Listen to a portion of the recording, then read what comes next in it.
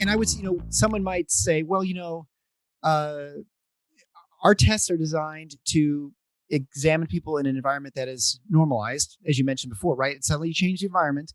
And so maybe the things that kids could do before, we shouldn't expect them to be able to do before, right? Or later, like you would expect a kid from 1800 to walk up and use an iPad, or to to know to look both ways before crossing a street. There are things that are skills that we would consider baseline that we might not in a different situation, and it wouldn't be because the kid's less intelligent. It's because just a different world. How much would you attribute to that, or do you think it's something else? Yeah, so that's a good point. And but one of the things that was actually pointed out, that came out of other groups looking at the data and kind of reporting back was that because another concern was, well, you kind of mentioned the testing environment, right? The norm testing environment, and the testing environment has changed, right? We've now put on masks, right, Right.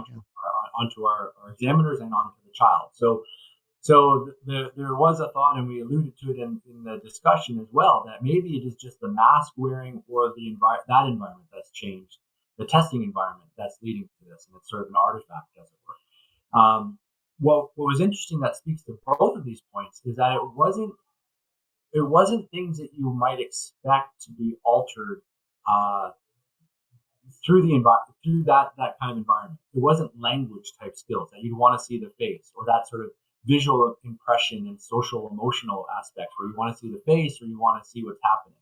It was motor skills. So simply things like sitting up, rolling over, those sorts of things, those sort of standard developmental milestones were delayed. And that was what was actually pulling down the average scores.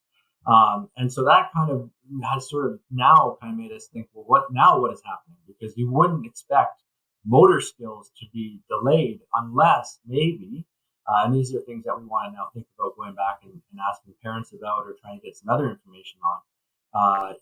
They're not out at playgrounds, or they're not outside playing.